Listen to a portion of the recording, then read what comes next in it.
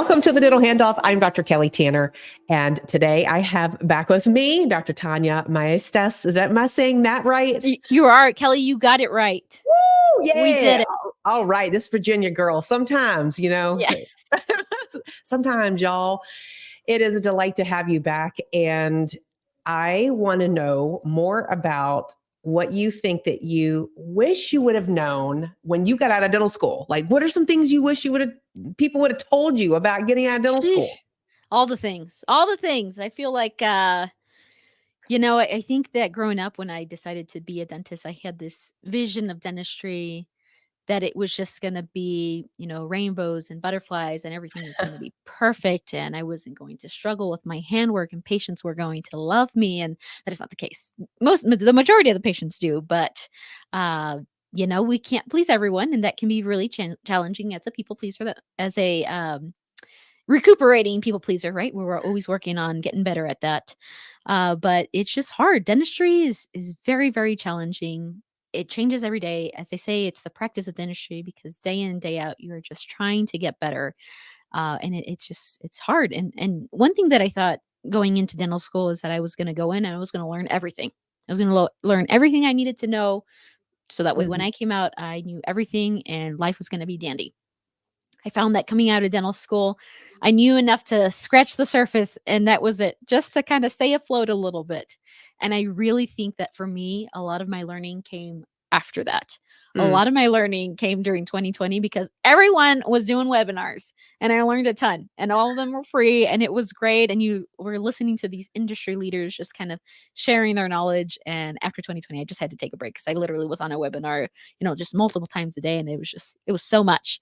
But I just, there's a wealth of knowledge in the profession that I just didn't know wouldn't be tapped into as a dental student. And it's still so exciting to learn it all.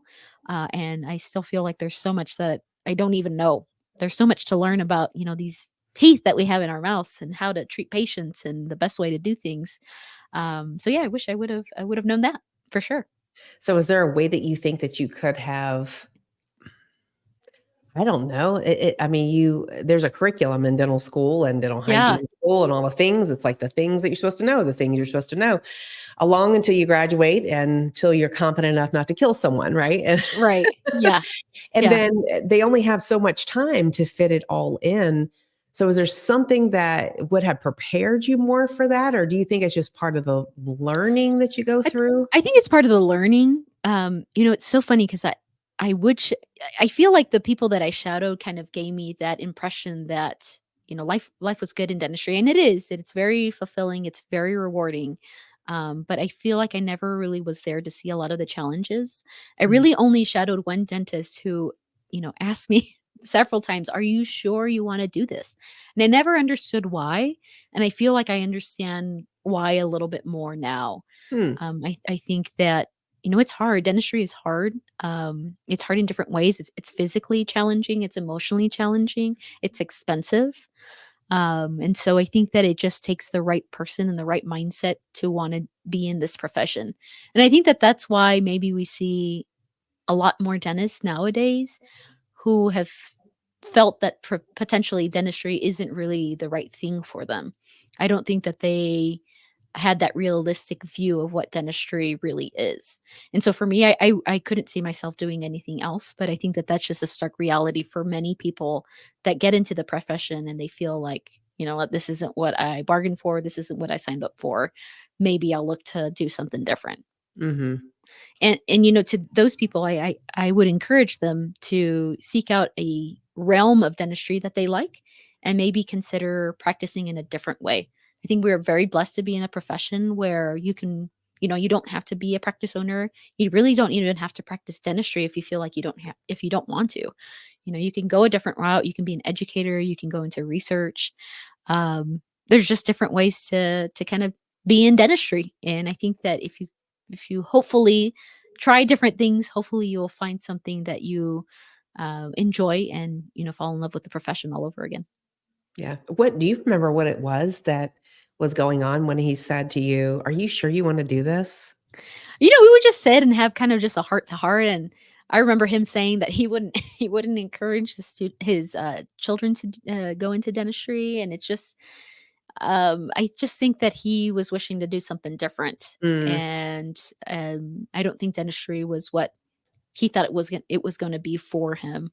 Um, so I don't think it was any procedure in particular, though I did see some wild things in that clinic, but I think that he was just very much a realist in the mm, sense of his delivery, and I think that that's fair. I think that people need to see I think pre-dental students need to see both sides of, what they're getting into. yeah. So there's that. There's the whole world of what you're stepping into, and a part of that world is products, techniques, learning curves along all of those things. Opening a Yeah, practice. I mean, all of this it's just stuff. it's so much, right? It's a ton. There's just, you know, I don't think you can know it all in dentistry, and if you feel like you do, well, perhaps it is time to move on to something else, but there's just a world of different things that you can learn about in the profession, and, materials, that just it's something that we use every day, and for me, coming out of dental school, I went into dental school, checked off the boxes, and I got out. So I didn't really understand the why on why we were doing things, and I think that that was just because I had a hard time just adjusting to all the material that was coming at Mhm, us, learning it, digesting it, really understanding it. And so those first few years out of dental school, I really tried to sit with understanding the why and why we do things. And for me, I have since, fallen in love a little bit with what we coin now biomedic dentistry, and kind of the materials that are used and the why it's used. And for me, it just makes sense. It makes mhm. dentistry a lot more fun for me. But there are a ton of different ways to skin a cat, as they say. And so just kind of picking different materials and methods that you can incorporate into your practice can really be essential to making your day flow a lot better. But for me, once I learned a lot of these techniques, it just started to make sense and things were easier. And I found a lot more enjoyment in things that may become monotonous in the practice. So, Yeah, I'm not just here to drill and fill. It's a tooth and it's an art. Let's take time yeah. with it and let's sculpt it, and let's take pictures of it and show our artwork and get better for the next time. And so that's really the approach that I have started to take a little bit more, just to find joy and fulfillment in the day to day so it doesn't feel that monotonous. I think that's so important in every profession, and that's why I encourage even folks in my profession, lean into technology, know the products, know how to compare and contrast to help your doctor and your office and your team make decisions that are what your patient population requires, and it's not one size fits all. Oh, And so, absolutely. Yeah. and when you're handling a different material, it's just so different. And I could see how you would. I've never been a dentist, obviously, but I can see how just one material could be like, oh, okay, this is so much easier. Yeah. Yeah, absolutely. Absolutely. Yes. And I I love a certain composite, and I feel like if I could have all composites just be as flowy as this composite, I would use different composites in this way. But I think that it's so important to try different things and find out what's best for you. And it likely will work. Many of the chemistries are very similar across different products. And so it likely will work in the patient's mouth. It really is kind of just handling properties to see if it works for you. And that's one thing that I have really enjoyed being in a public health setting, and in a setting where I'm not really forced to use XYZ materials, and really allowed to try different things, is that I've tried different materials along the way, different composites, different bonding agents, and it hasn't been at cost to me, which has been really nice, and have really been able to see what works in my hands and what Yeah. doesn't, and what causes sensitivity, what patients like, what breaks down. And so that has been really cool for me, just to find out what I like to do and what I like to use. And so that's just a little small plug for public health dentistry. Not all FQHCs are made the same, but that has been really cool for me to just kind of try different things. And so if I do choose to leave to do something else, I already have that in my back pocket, and I can take those systems and put them into play. Yeah, that's awesome. I mean, what a great place to be, and to be able to try different things. Like you said, put it in Yeah. your hands, see if it works, if you like it, if you want to do something different. And I also know the dentists who will not try anything new, that is stuck Right. on what they're stuck on. You can't pry it out of their hands no matter Yeah. what. Yeah. We practice with a few dentists who, love amalgam, and being at an FQHC, it's a hard sell to get them away from it because it works so well, and Yeah. it's probably the right population for it. But I am here to argue that composite is great. That's why our bonding agents are there. You can make something that'll last a really long time, but it's really hard to argue with others who have had great success with amalgam as well too. And so um, it's hard. Those are hard battles that I'm not here to fight, but I am here to fight the fight that if people are struggling and they need a better way to practice in their own practice, here are some tools that you could potentially use. Mhm. So what are ways that you have gotten to experience different products and learn about different techniques? Are you going to courses? Are you reaching out to people? What have Yeah, you got? I love CE. Love, love, love CE. If I could go to one every weekend, I would. There's something that I'm doing on Instagram now where I share a CE a week at least. And so I share, a link to a CE course that a different company is hosting. Oh, Most of cool. them are for free. And, it's for me, it's a way to get kind of CE credits towards my mastership in the AEGD, but also a way for me to kind of share different CE experiences with others and learn about new materials, etc. um, and based on kind of the feedback that people are giving or the presenter is giving during these CE courses. And I'll be like, oh, well, maybe I'll try that. And so I'll come back and, sometimes I'll order things. And sometimes the team is, well, is this what you're going to be using now? And I'll have to remind them, no, this is something I'm trying. And, next week I'll try something else. But I try to be as consistent as I can. But sometimes some of these CE courses do offer some products that are eye opening, and they're really fun to kind of use and to incorporate into the workflow. And so CE courses, I would say, is probably one of the biggest ways that I have learned about new materials and composites and instruments to use. Mhm. And Instagram University, as they call it, right? People sharing different pictures and videos of procedures and techniques of things that Oh, they're doing. you can't look So away cool. from 'em. Yeah, It's can't look away. Double-edged sword, right? So, you can learn a lot, but sometimes it makes you feel very minute in the world, and remind you that you have a long way to go, with your hand skills, so Yeah, I can't even imagine. I can't even imagine showing something to yourself now and then showing something to yourself, or showing something to someone else, or taking a picture of it and keeping it in the archives and being like, "Oh my gosh, how I learned 5 years ago from what I right. was." Yeah, Man, did I know. huge. I'm sure we all have felt like that, where I mean, I tell the story sometimes of where when I was 6 months out or 8 months out being a hygienist, and I would see my patients again for their next 6-month appointment. I thought, "Man, who is this hygienist that kept missing the distal of number the Yeah, second molars?" I'm like, "Oh, that was me. that's me, yeah. That was Yeah. me." Sometimes I'll have patients come back after a few years, and I'll see things on the X-ray, I'm like, "Oh my gosh, who did that?" And then I'll look, I'm like, "Oh, humbled. It was me." And so we try again to be better, that's Yeah, all you I can really accept do. this award of being humble. This is Yeah. great. Yeah, and then sometimes you see things and you're like, "Oh, well, I did that and it worked." Yeah, Yeah. and part of it is knowing too, not just what you have, but what's going to work in that situation based on the structure, the patient. There's so many variables for dentists to consider. Yeah, dentistry is challenging in that way. Teeth are weird is what I always tell patients. Sometimes when you know things are gonna work and they fail, it can be really frustrating, and sometimes when you know it's gonna fail and they work for years, you're like, "What the heck? Like, this was not supposed to work." But it does, and so teeth are weird. Yeah, that's when you're like, "Yes, win." Yeah, teeth are weird. Lots of heroics in public health dentistry, and so sometimes you try Oh, things that you're like, "This, 15 surface, what feels like 15 surface yeah. filling is not gonna work," right? Like, the whole tooth is just constructed out of material. You're like, "There's no way. You're gonna be back in a few weeks." And, 3 years later, they're still It's rocking like, that, and you're "Hanging like, "Oh on." my gosh." Yeah. Crazy. Teeth are weird. That Teeth needs to be in are weird. textbooks. Yep, and on T-shirts. I could see this. Yeah. Yeah, I Love see the it. T-shirt. Right. What else do you wish that people would have told you? I think that and we talked about this in a different episode, but I think that I wish I would have known how lonely dentistry can get.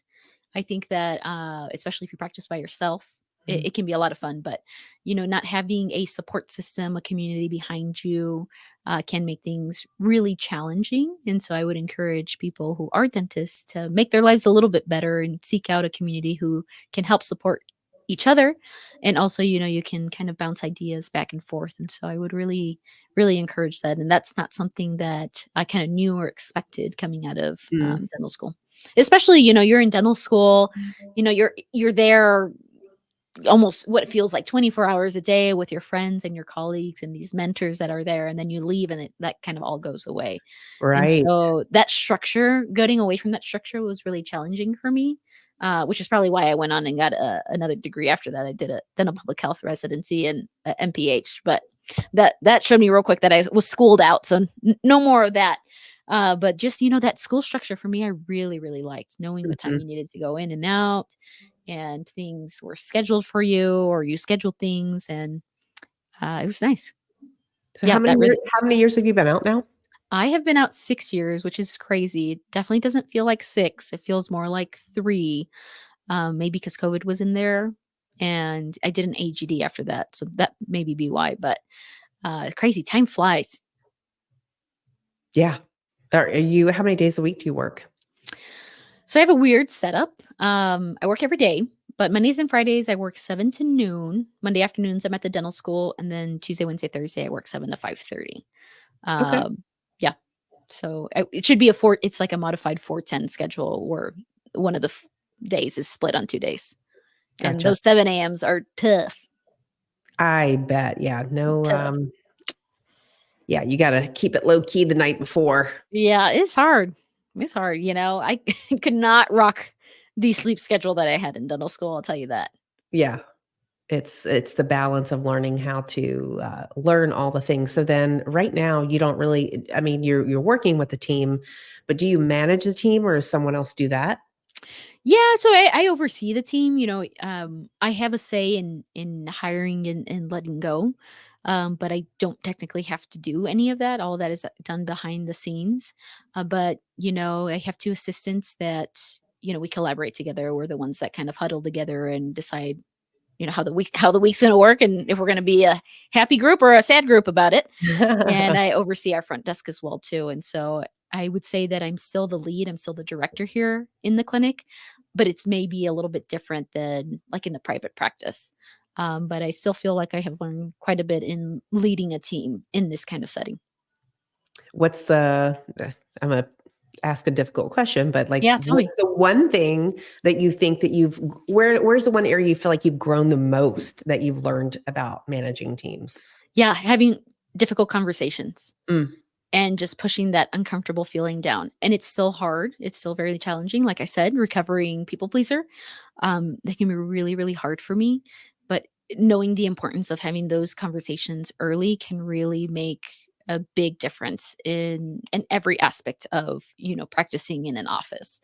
And so learning how to have those difficult conversations, I think, is something that I wish I would have also learned and known about, and known how to do. Like, I wish, there's no training manual on that. I guess you Mhm. can have coaches and people come in and kind of help guide you through it, but it's really hard when you're just coming out. The assistants that I came into had been practicing a really long time, and they were very welcoming to me. But I know that for others, that is not the case or situation. And Mhm. so, yeah, those tough conversations are really important. So early, have them early, right? Have them early. Have them early. Have them often. Aha! They see Yeah, something, they're like, "No, another yeah. conversation." No, I I'm kidding. know. But, what kind of strategies other than having it early would you offer? Um, I'm a big proponent of the compliment sandwich. And so, to help lighten the load in the conversation, for me personally, I like to, open with something positive, then, stick the constructive criticism in there, and then try to end on a positive note on how things are going to get better moving forward. And so I learned the compliment sandwich in ASDA, and it's something that stuck with me, and it helps me communicate better to my team and makes it easier for me to have Mm. those tough conversations. Do you have to do that? No, it just kind of works. What works for me. Yeah, it's your framework. You're right. Mhm. Yeah. And it's a guidance for you of, okay, how I'm Right. going to do this when it's this. Okay, this has worked in the past, so I'm going to do this. Yes, exactly. It lands Exactly. better. It does. Yeah, and I think it just makes me feel better about it as well too. Yeah, but Right. I am sure that they appreciate that these critical conversations that it could be perceived as conflict or difficult, challenging conversations. They're a gift. Even though they're uncomfortable, you learn a lot about yourself and how you are being perceived. I had one yesterday where a student said something. I was like, I am sorry that that came off that way. I had no idea. But the fact that they could come to me and talk to me about it meant a lot, and Yeah. that it was respectful and it wasn't escalated. It was de-escalated because it was early. Mhm. Mhm. And Yeah. I think The that's a big early thing because early conversations are huge, once yeah. the pressure rises, you just you blow your Right. valve and they just they deconstruct. Yeah. Another thing I think that that's important, and you just said it yourself, is learning to say sorry, to apologize. I think that oftentimes we hold our egos very high, even when we're in the wrong, and learning to say sorry and apologize can go a long way in Mhm. all facets of life. But really, sometimes in practice as well too. You may not be having a great day, and you may answer in a inappropriate tone to your team, and just because you're having a bad day doesn't mean everyone has to come down with you, and so saying sorry, I think, can really be helpful. Mhm. Staying humble and knowing that we don't know it all and remaining Yeah. neutral to learn something else is a big deal. It's, Yes. yeah, it's crazy how much just that makes your day better, but, having that positive attitude as well, 'cause when you're talking too about the faces that we make, man, sometimes we're thinking about something that has nothing to do with what's in front of us, but Oh, yeah. my face is here, but I'm thinking over here, but the people here think that my face is about here, and it's just Yeah. not. And it's, well, oh, I'm like, okay, you probably read my face. I was not even thinking about that right now. I apologize. Right. Yes. Yeah. Our facial expressions. Yes. I have a lot of facial expressions, so that can be hard. But yes, the team knows, or already knows, when something's going wrong, and it's so funny because I'm always like, I don't get upset, and they're like, oh, you do. You may feel like you don't, but we see it. So But that's good that they know. right. Yeah. They know. They know, That's which good is to good. know.